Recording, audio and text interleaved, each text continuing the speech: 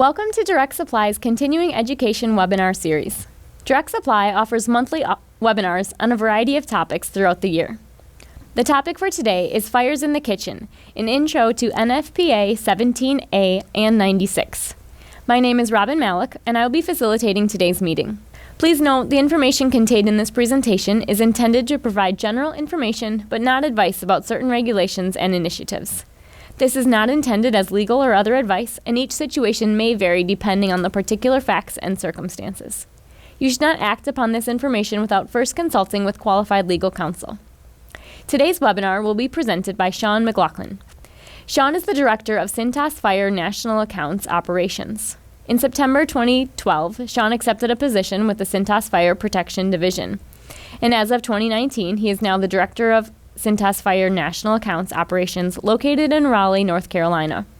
Sean also sits on the NFPA 17 and 17A technical committees, playing an active role in new issuances of said fire protection code every 3 years. Sean is an avid movie buff and lives in the Raleigh-Durham area with his wife, Michelle, and their 3 children, Devin, Ariel, and Connor. And now, please welcome Sean. Okay, thank you for that, Robin. Good afternoon, everyone. So I guess I'll kick us off by welcoming everyone to the webinar, first of all, but also to touch briefly on why we chose these particular subjects for this afternoon's session. So, first and foremost, I think it's probably start with sort of recapping the fact that while there's a lot of different fire code and NFPA regulatory issues, we kind of wanted to take this session to bring special focus on awareness of hazards and compliance issues around businesses that actually have cooking operations, and as we all know, the majority of most senior living centers have some semblance of that. So the reason for that is, as we'll cover here later in some of these slides, is that there's areas in which there's more exposure from a fire hazard standpoint, not to take anything away from all the other NFPA code-driven services or fire risk, but there's just a lot more of that, and we'll cover that here in a second. Now, luckily, that can be counterbalanced by education and preventative measures on that front, which we'll also touch on. And then, like she said, we'll go ahead and cover some questions on that front. So let's go ahead and get right into it. So some of these stats were covered for those of you that were actually at the TELS Summit. They have been updated as we go through the next couple slides here. But again, this kind of reinforces how I kind of kick things off here. So, first and foremost, just from the standpoint of what you all see, of what's being tracked, most of the common citations, 27% of those are happening from a life safety standpoint and can be linked to fire protection tests or inspections. So that brings some risk with it, obviously. And if you look at the graph on the right, that breaks that down a little bit more, as we can see that 48% of actual risk that translates to fires are happening overall from a healthcare standpoint in that particular vertical on the nursing home / senior living center side of things. So pretty much half. If we look at healthcare as a whole and just kind of look at those particular verticals, that's a pretty telling number when you see it all in one place. So let's go ahead and break that down a little bit further and sort of ask, why is that? And that'll kind of lead a little bit more into why we're doing this yet today. So if you look at the risks and we focus on that, we see that what's driving that is essentially something that has cooking equipment is the biggest differentiating factor there. So you see the number of fires, you see the number of civilian injuries, you see the property damage that comes to it.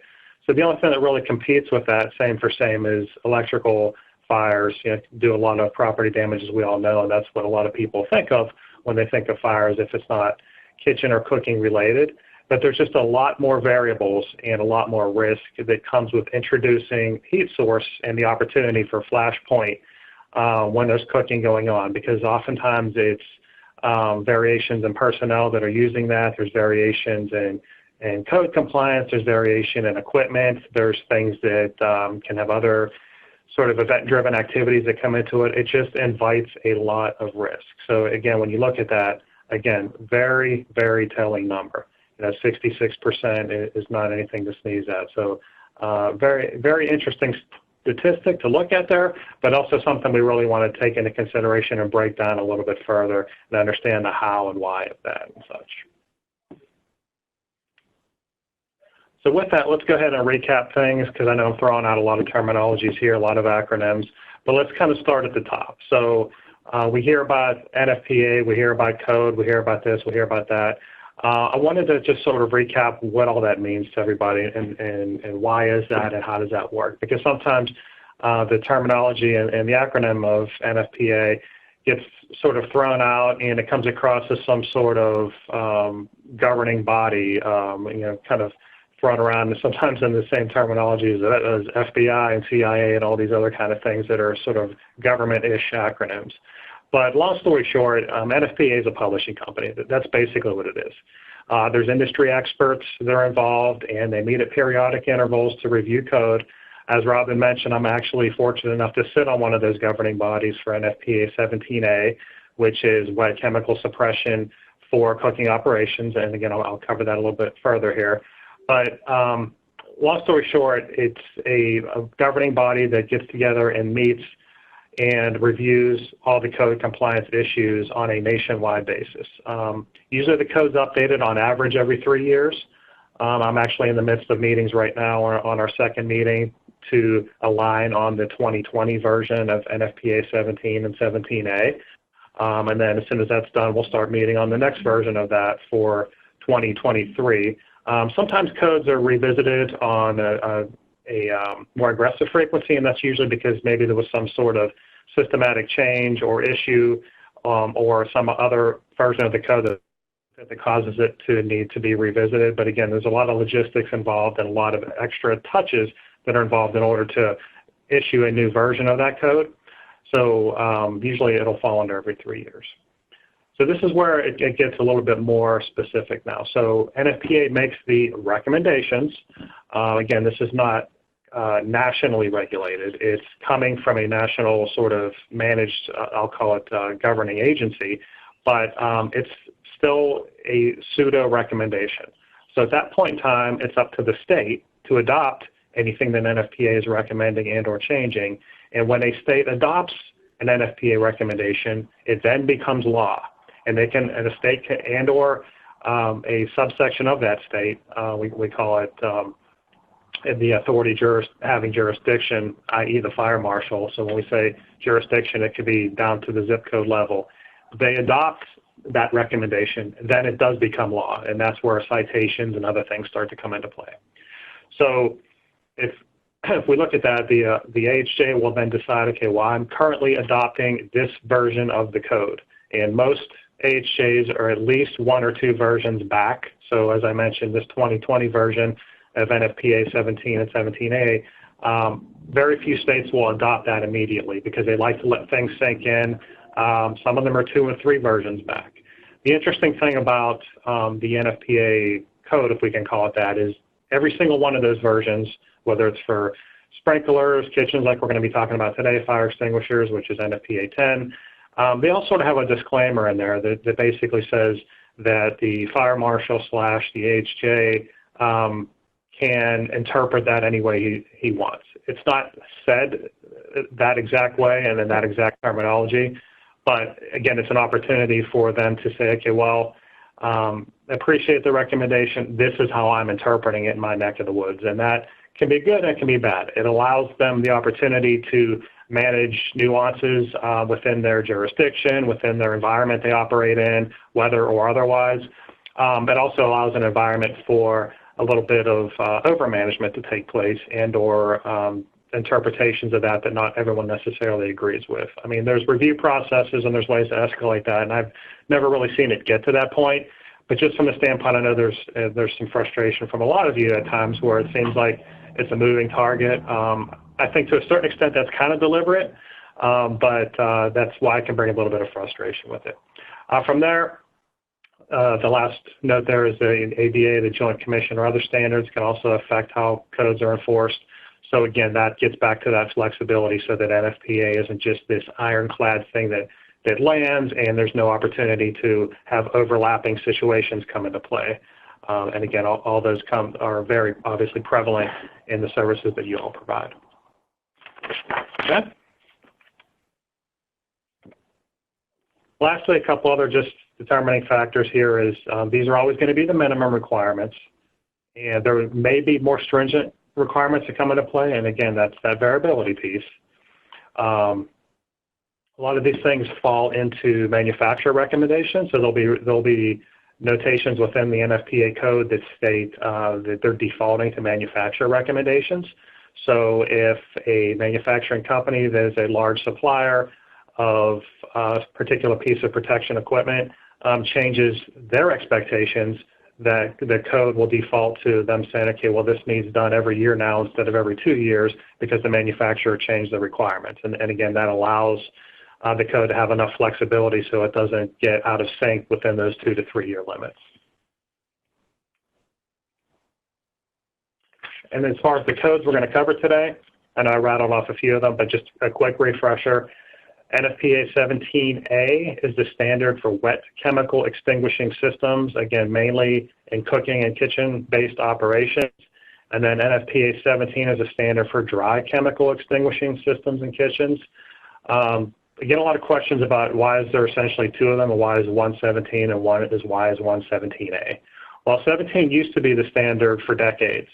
And ultimately what happened is that better part of about 15 years or so ago, UL 300 came into play, which is also mentioned here, where there was a push to get all dry chemical suppression systems out of the kitchens, and there was a time milestone that was given to get them all out. It was called the UL 300 upgrade. And because of that, and because of NFPA 17 being a dry chemical extinguishing code, 17A was created as sort of an addendum to that code and is now its own code, essentially. Because NFPA 17 is sort of outdated at this point. There's very few situations where a kitchen suppression system should still be dispelling a dry chemical, and if it is, it's probably out of compliance. As I actually had shared this and had a few sidebars when we were at the TELS Summit, but we, just from my experience, for a variety of reasons, I've seen more dry chemical kitchen suppression systems still in play in the senior living space than I'm seeing in other types of verticals that have kitchen suppression systems in them. And I think that's mainly just because of the fact that they're low volume cooking operations in a lot of instances. A lot of times they're sort of off the radar screen of fire marshals for that reason, because they don't do a whole lot of volume. And also, too, they're oftentimes retrofitted and or converted buildings that were sometimes originally zoned as residential housing and falling under some of those categories, and again, sort of stayed off the AHA radar screen. Lastly, NFPA 96 we're going to touch on as well. That is the standard for kitchen exhaust cleaning operations. So essentially the ductwork that exhausts the grease-laden vapors from cooking operations. There is a code for that. It's not hood cleaning. It's not just some sort of hood wipe down. It's literally the professional removal of grease-laden buildup in the exhaust systems, which in and of itself, if it's not done properly or not done on the right frequency, is a huge fire hazard. And again, we'll touch on that a little bit later in the discussion today. All right, so let's talk about the ANSEL system itself, as it's generically called.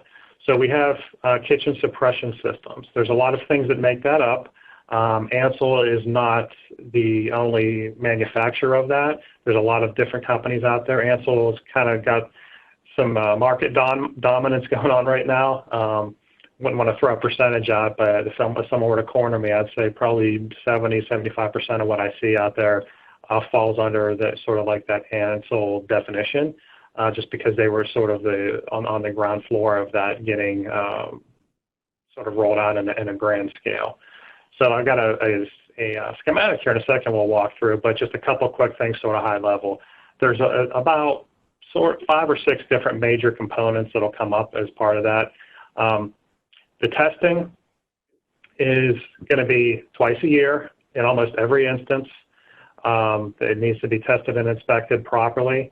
There are some expectations for a visual inspection to be done. That can actually be done by the building owner. It's not something that would require a certified technician. And there is a hydrostatic test that's required every year. So again, the semi-annual is the one that falls under code. An interesting thing about kitchen suppression systems and what I'll say is training and certification. So I'm sure a lot of you have heard the terminology NICET thrown out for sprinkler and alarm activity as far as qualifications for technicians.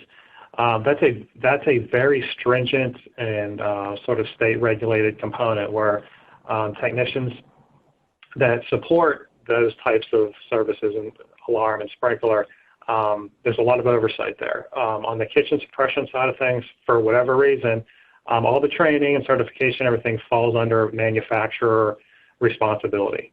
So when we talk about Ansel systems, they've got a certification process. You can become Ansel certified. It's a glorified classroom-based course, and it's very easy to do. There's not a lot of oversight from regulatory bodies on that. Hopefully that's something that will get a lot more traction in the years to come, but unfortunately it's not right there. Because of that reason, a lot of the training and exposure for that particular trade comes under the umbrella of apprenticeships and learn by doing and a lot of other things.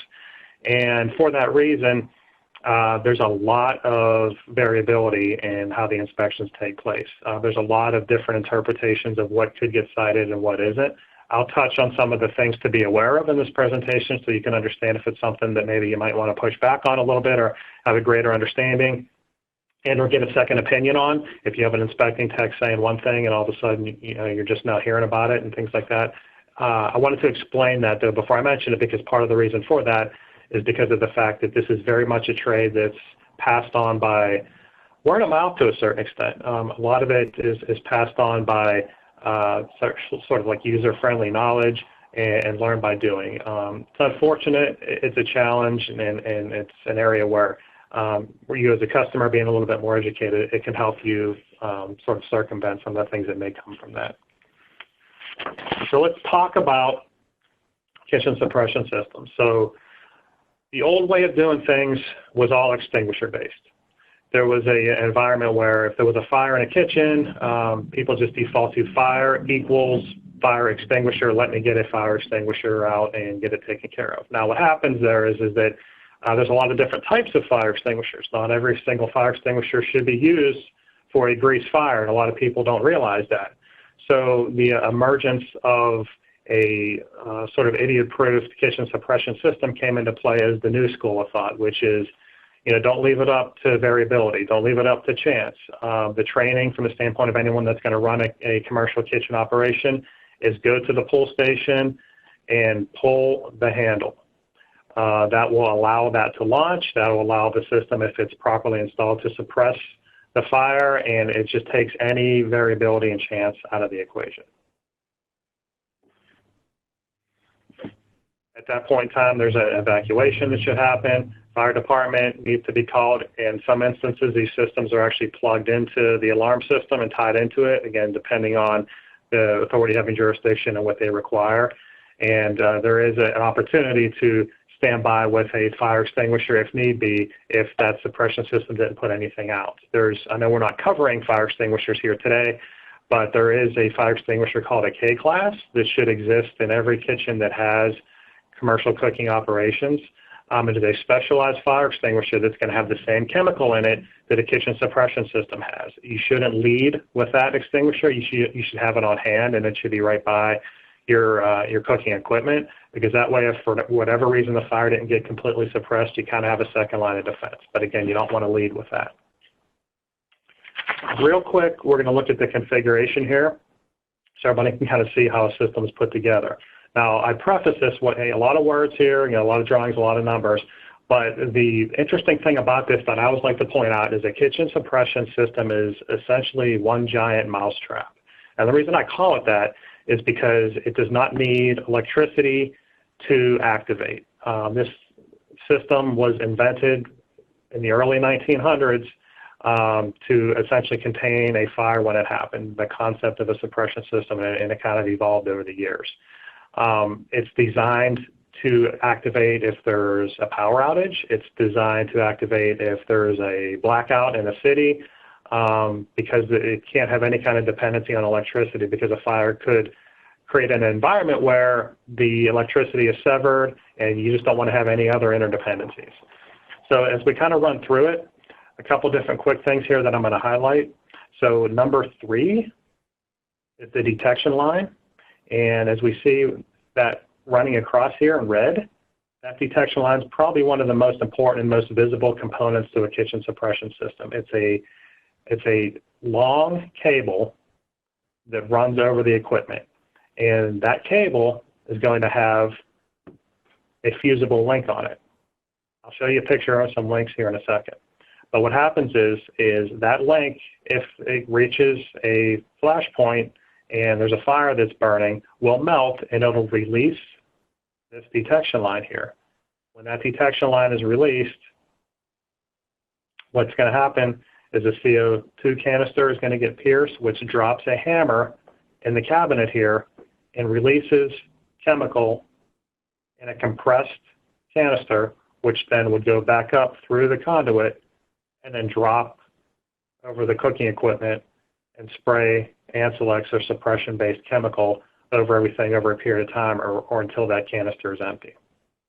So when you think about it, when I call it a mousetrap, detection line melts, cable releases, pin drops, CO2 canister fires off, this is pierced as a result of it, chemical goes through here, and it sprays.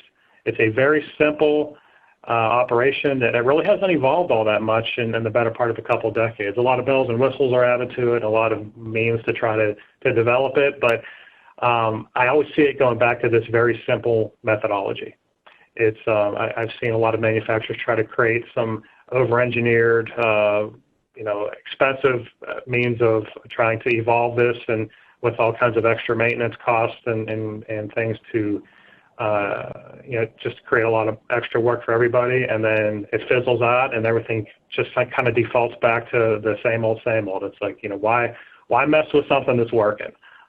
Very simple in its operation. It's simple for a reason, because you don't want to have any interdependencies. So let's talk about that. So pull station.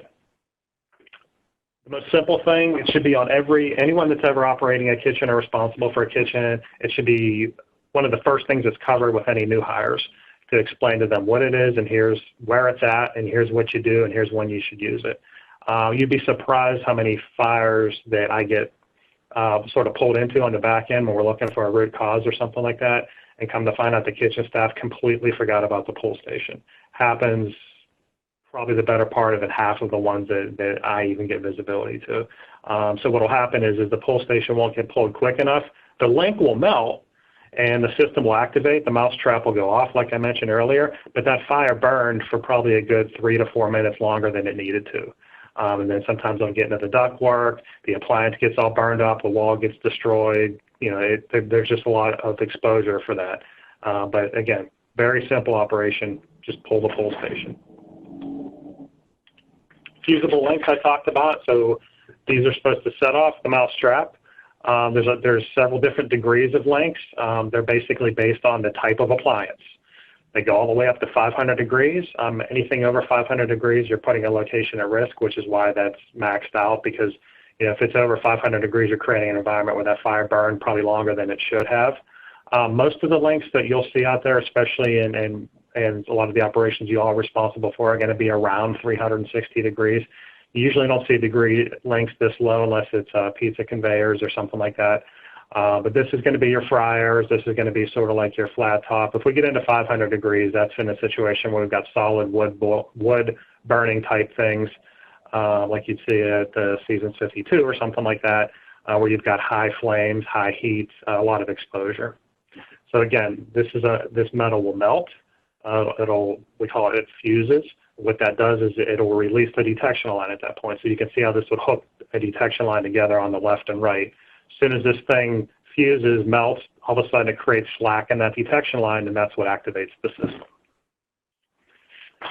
Real quick on nozzles. So these nozzles are going to be hanging over all the equipment. This is a coverage thing. A lot of fire marshals will come in and eyeball things and look at the coverage on something, and if they see a new appliance has gone in and they don't see a nozzle hanging over it, sometimes they'll shut a kitchen down because they consider that an immediate fire risk. Each one has its own sort of specificity to that, tongue-tied there, in regards to what it's for, what type of appliance it's for, and whatnot. What you see here on the bottom is blow-off caps. These blow-off caps should be on every single one, and they need to be on at all times. Because what they do, and the reason they even exist, is that they're there in order to protect grease getting up into those nozzles and clogging them up, and you don't want them to be clogged up because then they won't spray properly. They're not interchangeable, so sometimes you'll see citations for having the wrong or incorrect nozzle on something, and you need to get the correct one on because that's all tied into the flow points, it's tied into the amount of chemical coming through it, and again, this nozzle needs to spray properly to suppress the fire if and when it happens. Here's another look at that blow-off cap. I highlight this as its own slide because it's very important. You as operators, when you walk into an operation, you see a kitchen, you see these things hanging down, it's always good to plug them back on and or to point out to the kitchen staff to make sure that they maintain that, because you see a lot of instances where when they're cleaning or wiping things down, or if it's an eyesore, or if it's in the way, or if one fell off or is hanging down, sometimes they'll just rip them off because they're very easy to take off. So it's always good to make sure that these things are getting replaced and educating the kitchen staff on making sure that they're doing that. These do need to be replaced at regular intervals. We recommend annually, but again, when a kitchen suppression tech comes in every 6 months, he's going to be looking for any that are worn out, because again, these things are rubber. So they're exposed to a lot of heat, they're going to get warped, etc.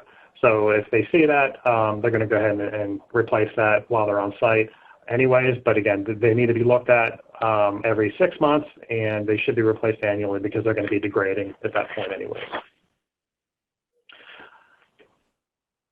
One thing about that giant mousetrap going off I mentioned and its interdependency on things is that when it goes off, even though it doesn't have an interdependency on gas, electricity, etc., a properly installed and maintained system is going to shut everything else off separate of the fact if it's depending on it. And what I mean by that is you don't want to create an environment where that can get fed with more ammunition to keep going if there's a fire. So as we all know, gas is flammable. There's a lot of gas that feeds into cooking operations for the flame, etc. There is a gas shutoff valve that's tied into the kitchen suppression system. So if that mousetrap goes off, it's going to shut the gas off because you don't want additional gas to keep feeding that system if there's a fire. So if there's a write-up or documentation around a gas shutoff valve not working, they are going to simulate this when they do an inspection. They're going to trip the system, and if the gas still is running, it's going to be a deficiency, and it's probably something we want to get to be corrected. Because again, if there's a fire and you're feeding fresh gas into a fire, it could be extremely hazardous and could create a much more substantial fire than it could have been if it wasn't. Another thing is the micro switches. So the electricity is also going to get shut off if there's a system that's tripped. So these micro switches are going to be tied into that serving line. So all other cooking operations, all other appliances, et cetera, on that cooking line, if the system's tripped, so let's say the fryer goes off, the micro switches are going to shut off the grill. It's going to shut off the other fryers. It's going to shut off the conveyor. It's going to shut off anything electrical that could continue to provide heat to that location and allow the fire to spread and or create an ancillary fire. Because again, once that system goes off, it only goes off once. And if another appliance catches fire, it's not going to go out again. So you want to shut off all the other appliances. So again, when a kitchen suppression tech inspects the system, he's going to be looking to make sure that when he trips it, that all the systems, all the other appliances are going to get tripped as well, and that's going to go off, and then he'll go ahead and flip the breakers and turn it back on. Talked a little bit about this earlier, but the manufacturers on the kitchen side of things, unfortunately, are sort of the arbitrators of training on that front. So it calls it right out in NFPA 17A, which is, they're basically saying, hey, manufacturers kind of have the authority here. Not so much on the sprinkler and alarm side of things, ironically. So it's something to be aware of, because oftentimes a bulletin or something like that will come out from ANSEL saying, okay, new policy we're rolling out, this needs to be done every 6 months now, and the code provides an environment for that to happen, because they're basically saying, hey, we default to manufacturer recommendations on this. A lot of times questions come up around the idea of, what does the maintenance look like? So this is a very high-level look at what they would do when they're on site. So I have a picture of an example inspection report later that I'll show, but basically what it does is it shows all the things that they're going to check when they're there. So basically it's functionality, it's flow points, it's tripping the system, and it's making sure everything's functional. And then they're also going to change the links every single time they come out. So every 6 months, all those links are going to get changed just to make sure that it's there's no variability in regards to if that's going to fuse at the right temperature or not due to age or otherwise. So those, regardless of the temperature of those fusible links, they're going to get changed. Deficiencies come up a lot. So deficiencies are anything that is a code compliance issue. So is there something wrong with that? Everything from it's not functional at all, which is usually going to be a red tag, all the way up to and including if there's just something that needs to be corrected and or as a recommendation. So this is right out of 17A, and it explains what a deficiency is.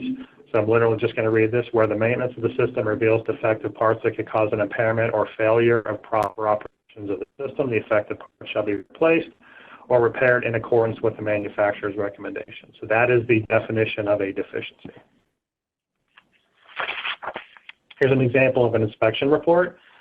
I don't really see a whole lot of problem here. I mean, most credible companies are going to leave a copy of an inspection report on site, and it's going to notate a lot of those deficiencies. A lot of companies will follow up with a quote for said deficiencies or a separate report outlining those a little bit more. It's okay to ask for that, but again, this should be one-stop shopping for at least understanding, hey, we're good to go, or hey, more to come. Certification tags should be left on the system. Sometimes it'll be kept in a couple different areas depending on the company and or the jurisdiction. Sometimes it's going to be on the ottoman, which is that box I showed you in the back where the canisters are at, where the chemical is going to dispel from, and sometimes it's going to be on the pull station or both. So you'll see that in a couple different spots. Oftentimes, a fire marshal will walk in, he's going to want to look at the certification tags, make sure that the dates are correct. Then he's going to go ahead and he's going to walk around and look for coverage issues. And that's usually the extent that they will dig at times, because it's very easy for them to understand the user-friendliness of looking for a suppression drop or to see a new appliance that went or something like that. So usually it's tags, coverage, equipment placement, and then sometimes they'll ask for an inspection report to see if there's something that the last inspecting company notated, and then that gives them something to latch onto. One thing I will mention is a lot of fire marshal offices and HJs are starting to ask for copies of inspection reports to be faxed to them within 48 hours. This is happening more on the kitchen side than a lot of the other trades, again, for the reason that fire marshals obviously see more fires in kitchens. So they're asking for that, and they'll literally take it verbatim. If there's something that's noted as a deficiency, they'll copy and paste it, send it back to you, and say, get this fixed in a week or I'm shutting you down. And it's happening more and more. There's a lot of situations where there's what we call compliance engines coming into play, where fire marshals' offices have outsourced compliance to third-party companies who keep track of all this stuff. And as these things get faxed in, they're going to key whack it into their system, and these fire marshals get notifications on their to-do list every morning saying, this operation, this company all got cited last month, and that gives them something to latch on to. So more technology brings more visibility. We get a lot of questions about compliance. Here's the top 10 non-compliant issues that I've seen for the most part in the better part of my 12 years doing this. So appliance is not properly protected under the hood, we talked about. So the hood needs to cover the appliance completely. You can't have appliances sticking outside of the hood because, again, the suppression system is going to be usually contained within the hood. The tanks need hydrostatic testing or the 6-year maintenance, which we had talked about, so to make sure that the tanks holding the chemical aren't corroding, and they're going to go dispel that chemical if they need to, if the system goes off. Excess grease in the filters, duct, or plenum areas. Electrical sources not shutting down properly, which we talked about, so the system's tripped and the other appliances stay on. Nozzles not positioned correctly or incorrect type, talked about that at length. Fire marshals love citing locations for that if they feel like a location doesn't have a nozzle drop on it. Wrong nozzles in use, again, talked about that earlier. Gas valve, gas staying on if the system's tripped. Hood penetrations not properly sealed, so remodels and things like that, and some contractor puts a hole through a hood to add a light or do something like that. The hood cannot have penetrations in it because, again, a hood's supposed to contain a fire when it happens. You don't want the fire getting outside of the hood. Caps missing. And lastly, conduit or nozzles clogged with grease, which means the system is not going to activate. I mean, it'll activate, but nothing will come out of those nozzles. All right. So I know we have a lot of attendees here, so usually when I would do one of these, I would go ahead and do a recap of some questions. Obviously we can't do that in this forum, but for all of you that are following along, I'll just kind of let you kind of answer this silently to yourselves and see if you get it right. I kind of hit on all these things as I went through it, but I'm going to ask each of these questions as sort of a recap, and then you can kind of keep track on your own end to see if you got all these right. And I'll just answer these one at a time as we go through. So, question 1, what's the NFPA standard for wet chemical fire suppression systems? Is it NFPA 17 or NFPA 17A? And the answer is NFPA 17A, because that one was created as an annex to 17. How often must fire suppression systems for commercial operations be inspected? Is it once a year or twice a year? The answer is twice a year, every 6 months. It's one of the few fire codes that are twice a year. Again, jurisdictionally, you'll see things that will happen even quarterly at times, but the recommendation nationally from NFPA is once a year on alarms, once a year on sprinklers, once a year on extinguishers, twice a year on kitchen suppression systems. But again, local adoption of that varies quite a bit.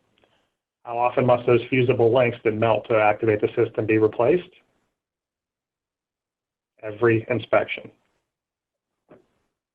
Are discharge nozzles interchangeable among equipment manufacturers? Yes or no? The answer is no. Something happened there. Hold on. A few more here. Why must nozzle blow-off caps be in place? Answer is we want to make sure that they're protecting the conduit from getting grease-laden vapors up into it and clogging. So those protect grease from getting into the suppression system. How often must they be removed? Well, they should never be removed by the kitchen staff, but they should be replaced annually.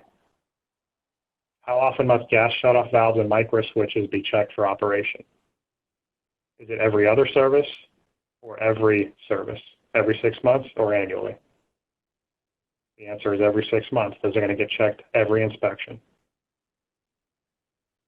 And what can I do to reduce the chance for a fire? Well, there's a lot of things. That's going to lead into my next section here. So I'm going to talk a little bit about baffle filters. So this seems like a very basic thing, but we all recognize these. These are the filters that are above the system. So we talked about a lot of things that you all can do to protect from a fire, making sure that the correct coverage is there, make sure appliances aren't putting in without addressing the kitchen suppression system, putting the rubber blow-off caps back on if you see them missing, all that kind of stuff. But for the end user, right down to the guy operating the grill, these baffle filters are the single most important thing that everyone can do to make sure that there's not a catastrophic fire at a location. And it's such a simple thing. So these filters here are essentially a fire barrier to having any type of fire getting outside the hood and getting up into the ceiling and the ductwork and onto the roof and everything else, because that's essentially what they're designed to do. They collect grease. They cause the hot air to have to go around all these little grooves in the baffle filter. So it essentially cools down as it's going through there. It creates a barrier for the fire to have to go around a lot of nooks and crannies before it can get up into the ductwork. It does a lot of different things. And you'd be surprised how many times I walk in the kitchens and I see the filters completely out because someone was hot and they wanted to get the air pulling a little bit better. Or if they're just put up there and there's gaps in them, which again, if the grill flames up or the fryer flames up, that fire is going to get right into the ductwork and ignite the grease in there. So very simple thing, but very important. The other piece of it is the fact that these should be cleaned. I hesitate to say no less than once a week. I recommend daily as just part of the kitchen closing procedures, because again, as these things get built up with grease, they can catch on fire themselves if they're not maintained properly. So grease is going to ignite if it reaches flash point. And again, these will stop it from getting through, but you also don't want to create a fuel source that the filters themselves become if they're all gummed up with grease, because then all of a sudden they can start feeding a fire and do the antithesis of what they're designed to do. So if you look at this, here's grease that's starting to get built up on that, and that'll burn if it gets lit. And a lot of this could happen over the course of the day. So washing those properly in a 3-compartment sink with degreaser, or I always recommend running them through the dish machine if the filters fit within them, because then you know it's getting done properly. You don't have to worry about grease getting built up on the inside. It's a very big deal to take care of these, and it more often than not is going to prevent a fire from getting anything farther into the ductwork before the system is going to activate, and or if someone grabs a K-class extinguisher or puts it out, or both.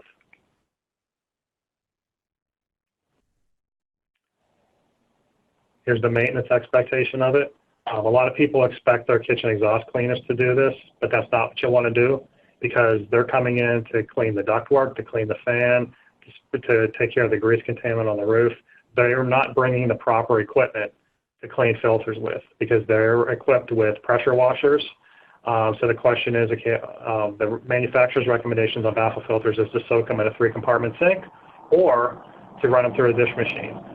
Spraying them with power washers is going to cosmetically clean the outside, but it's not going to get the grease building up on the inside out.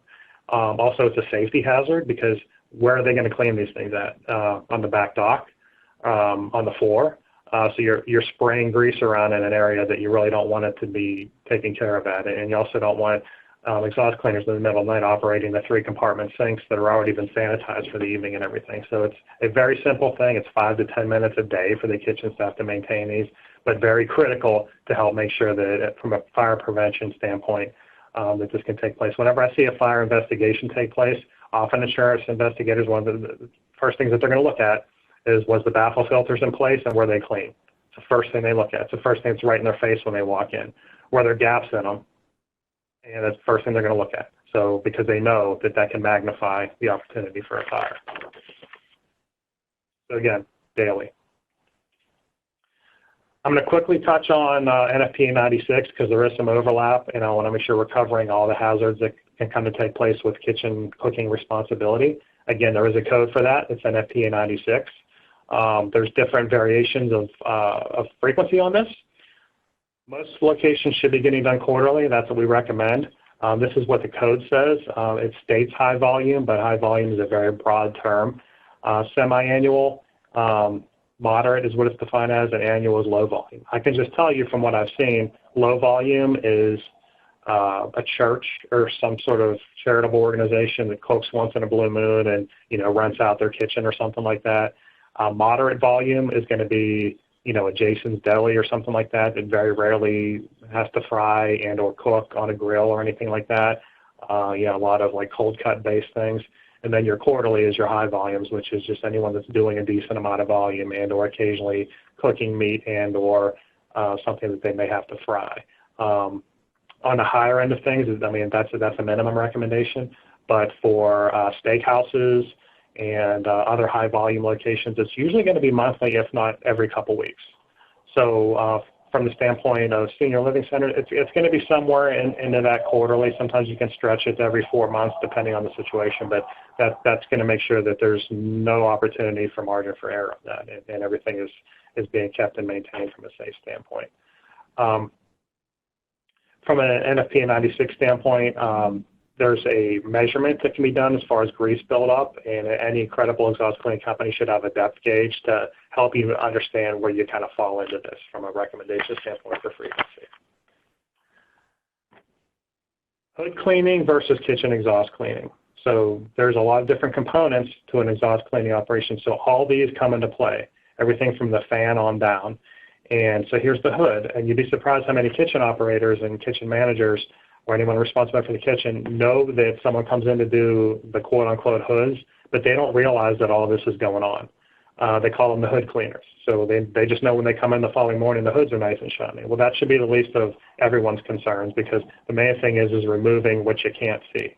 So anything above this level is what can lead to the propensity for a large volume fire that can get out under the roof and become a catastrophic situation.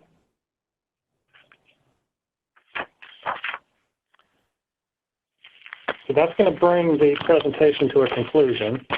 On the kitchen exhaust cleaning side of things, what I will share is that anytime that there's a fire and it gets into the ductwork, it gets past the baffle filters, and there's grease in that system, it's going to burn. You could have an exhaust cleaning 3 days ago, and the fire gets up into the ductwork, it's going to burn. It's a fuel source at that point in time. And when that happens, it's just a matter of how much is in there.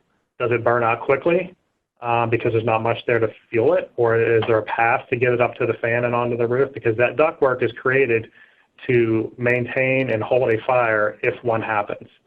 So the idea of making sure that that grease is getting removed on the correct frequency creates an environment to make sure that the fire doesn't have anything to feed off of. So if it gets up there, it's going to ignite. It's just a matter of how long is it going to burn and what happens. So if it's burning and still burning by the time the fire department gets there, they know that there's buildup in there because these guys have seen this before, and they're going to cut a hole into the side of the wall and start spraying water into the side of that wall because they know that they don't know how much fuel is in there that's feeding that, and it could create a catastrophic situation because if it burns long enough, the ductwork's going to breach, and now you got a fire that's in the subceiling, it's on the roof, etc. So that brings the presentation to a conclusion. I know we have a little bit of time left here for questions, so I'll sit tight and let those roll in, and we'll go ahead and answer those. All right. Thank you so much, Sean. Okay, the first one is, are detection lines not required to go into the exhaust ducting as well? So a detection line is going to be essentially above the plenum area, i.e. the opening in the hood that goes into the ductwork. So there's not a requirement to have a fusible link, let's say 6 feet up into the ductwork or anything like that. You may be thinking of dampers because there's some construction that has a situation where a link would melt and then a damper would close in the ductwork. It's not something that a lot of people lead with in construction and things like that, but it'll allow the fire to be contained a little bit more. But for the most part, the detection line is always going to be visible because you don't want to create an environment where an inspecting agent needs to crawl up into the ductwork or get up into the subseal or anything to inspect it. It should be a very simple operation, and it needs to be as close to the heat source as possible because if it's further up in the ductwork, it's not doing what it's supposed to do. All right, thank you. For the caps, are they okay to clean, such as wiping them? I've been here for almost 10 years, and I've always been told not to touch the caps. They tend to get dusty as well. Yeah, so there's the recommendation is that the kitchen staff should never touch the blow-off caps in any way, shape, or form because there's just no telling what could happen in the variability that comes with them getting loose or whatever. So even that's the whole point of this being a 6-month situation where a properly trained and certified individual comes out and maintains those. Now, you can always call your inspection company if something looks like it's out of whack or something like that. But for the most part, there's not a whole lot that can happen to those other than them maybe being a bit of an eyesore around month 5 if it's a high volume operation. But yeah, there is no recommendation code-driven wise that recommends that the end user is qualified or allowed to or should clean. They're only allowed to recommend it to inspect, and then they can always call for help if they need to. All right, thank you. The next question is, can you provide a checklist to go by that we went over to ensure we are all fire safe? Absolutely. I can do that, so we'll get that all off to y'all. Robin, I'll lean on you guys to help me make sure we send that to the right folks. Okay. Next question is the company we hire to clean the hood and filters supposed to clean the shaft as well? Or the duct work to the roof fan? Okay. Sure. Yeah. They can. They're not required to. It's 2 separate sort of, I guess we'll say, mobilizations or expectations. So some companies have individuals that can do both. It's usually not the same person. Sometimes for smaller operations, they could have someone cross-trained in the kitchen exhaust cleaning if it's something that they can do in a couple hours. But a responsible kitchen exhaust cleaning is going to take about 2 to 3 hours because there's a lot of setup, a lot of water capturing and things like that. And kitchen suppression techs are usually coming in on a different schedule anyways, and it's a more specified trade. So it's not a requirement for the code they're doing. So kitchen suppression techs coming in to inspect and service to NFPA 17A. A kitchen exhaust cleaner is going to come in and do it to NFPA 96. They don't overlap in regards to the guy that's changing the links should leave a clean ductwork or a clean fan or anything like that. That's not part of the code you're there to inspect. Now, if he says I'm here to do both, then he should be certifying both, and it should be 2 separate inspection reports. It should be 2 separate certification tags. It should be all that stuff. So some can, most don't, and most prefer not to. There's just a lot of specialization between both of those trades, and usually they're kept separate. Say if there are 3 nozzles in the kitchen and there is fire only under the far right one, will all 3 nozzles release or just the one over the fire? Sure. It depends on the situation and the size of the kitchen. So oftentimes there'll be a totally separate dedicated system for like the front line versus the back line. So the answer there is it depends. Usually appliances that are adjacent to each other are all going to fire off at the same time because, again, the system's not designed to be intelligent. It's just supposed to be very idiot-proofed. So there's an expectation that that fire could have spread by the time the system goes off. So the only time that that's not going to happen is if there's a secondary system that's had been installed to support a completely separate cooking or serving line that's not interconnected at all. And if it is, then all the other things, like I said, the gas, the electrical and everything are going to be tied out separately as well. I know we're talking to a lot of folks here that are responsible for a lot of different size kitchens and a lot of different size operations. For the most part, from what I've seen in my experience with senior living operations, is that when the system goes off, everything's going to dump and it's going to spray everywhere. But there's going to be some variability there, just depending on how it was installed and sort of like what local jurisdiction was mandating how they wanted it to be done. It can happen, but usually, for the most part, I don't think we would see a bunch of that where only one would go off and not the other. Sprinkler heads, which I know we're not talking about, are a totally different situation. But it's good to point that out because, we all see TV and movies when there's some sort of, fight or something in a location and someone sets the sprinkler off and the good guy and bad guy are fighting. And aesthetically, it looks pretty cool because all the sprinklers go off and the whole place gets flooded. But sprinklers go off one at a time. Each one has its own activation point, and and a sprinkler head's going to pop one at a time based upon where the fire's at, but not a kitchen suppression system. Next question, is the chemical toxic or a skin irritant at all? It is not, actually. So it's I kind of compare it to like the Formula 409 or something like that. It's not, some people will have like some minor skin irritation, but when that Ansilex sprays, it's usually going to be a green chemical. It can come across as a little bit scary, but it can literally be wiped down with hot soapy water and cleaned up. Some health departments are going to mandate you get a full kitchen exhaust cleaning and spray the ductwork out and everything, and that's fine. But ultimately, at the end of the day, it's non-toxic, it's non-poisonous, but it's also not something that you want to ingest in large quantities either. I've seen some people get irritation under their fingernails or something like that, but not anything that's turned into like a chemical burn or anything like that. Okay, next question is, how do you know when to change out your hood filters? If visibly they look clean, but they've always been in place before you were hired. I'm going to answer that 2 ways because I'm going to assume that's asking either change them out as in like clean them or just out and out replace them. So cleaning them, like I said, even if they visually look good aesthetically, the grease can build up on the inside and you can't necessarily see that unless you're prying apart some of the metal to kind of look inside. So running those through the dish machine and or soaking them in a 3-compartment sink and degreaser and then running them through hot water and everything like you would when you're washing large dishes and everything, that'll make sure that the grease is getting dislodged from the inside of it that you can't see.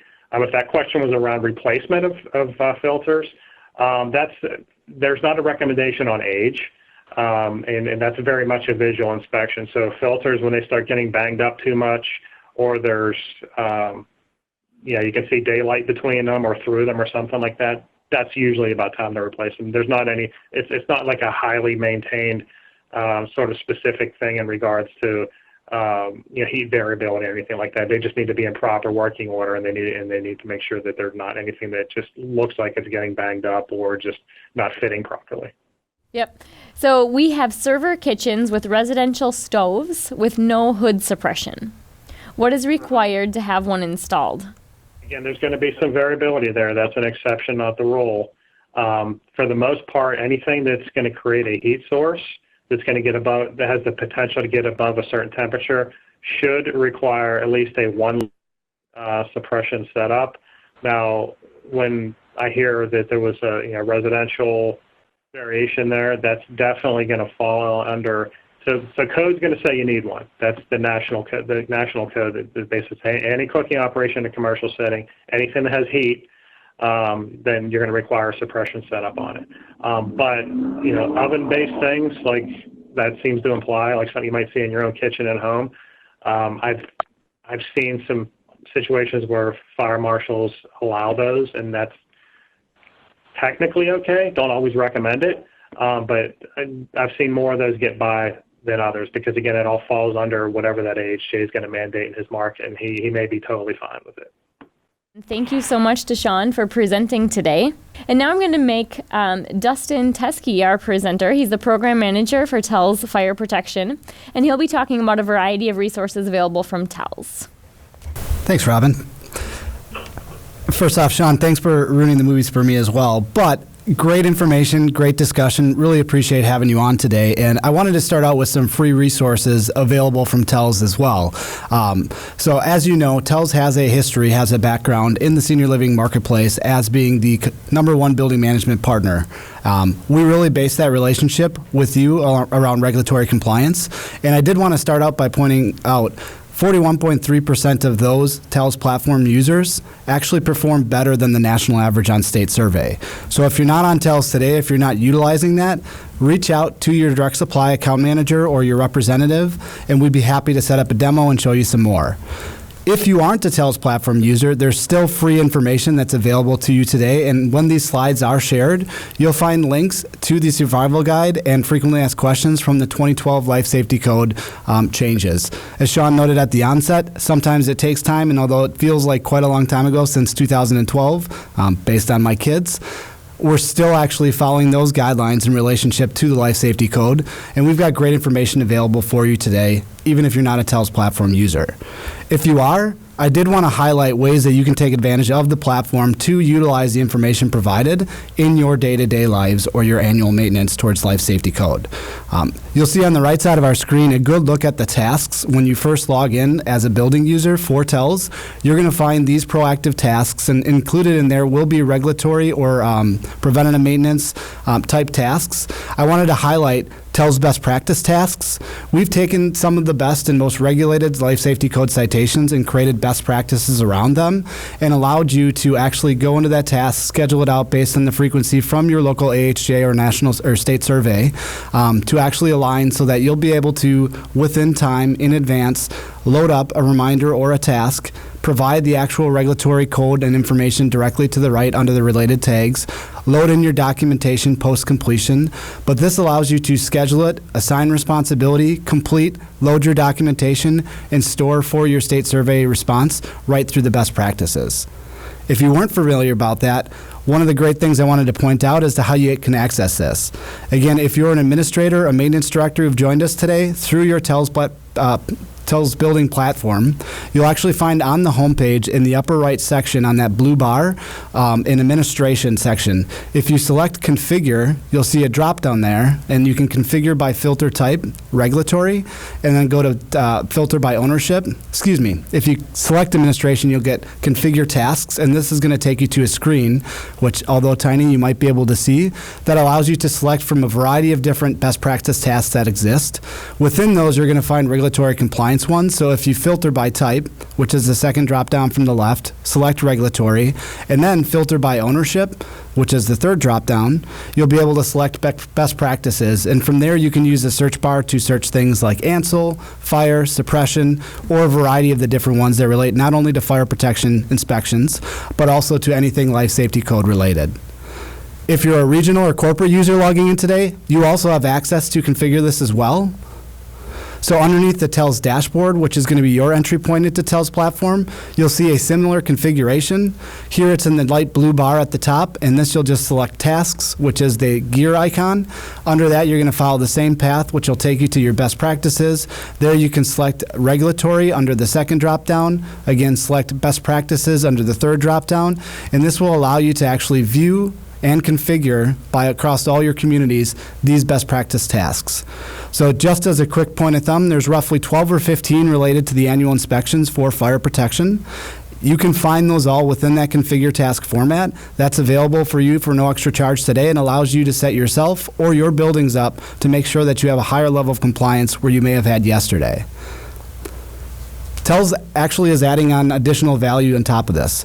So if you're looking to take that work off of the plate of your maintenance director or change the local service provider you're working with today, TELS Building Services has partnered up with Cintas to actually offer a national contracted program for testing and inspection related to fire protection for the senior living industry. There's a lot on the screen. I'm not going to read it all, but the big thing I want to take away, or you to take away from this relationship, is the idea of consistency.